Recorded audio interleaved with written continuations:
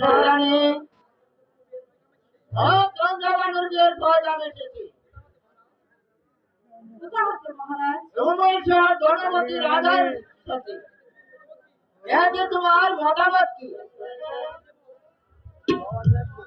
আমরা যেমন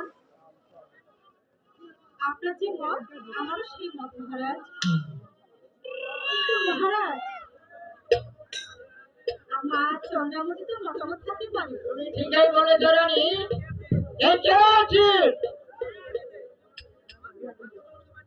চন্দ্রবানুকে দরবারে পাঠিয়ে দে।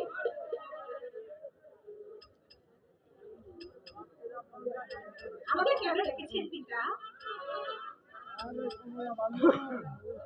চন্দ্রবানু তুমি শহরে ধনপতি রাজার সাথে তোমার বিয়ের প্রয়োজন এসেছে, ইহাতে তোমার মতামত কি?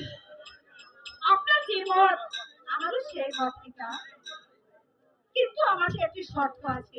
কি শর্ত মা? আমার প্রথম শর্ত হলো আমি ছোটবেলা যে সিন্ধুকখানা নিয়ে খেলা করেছি, আমি সেই সিন্ধুকখানা আমার সাথে নিয়ে যাব।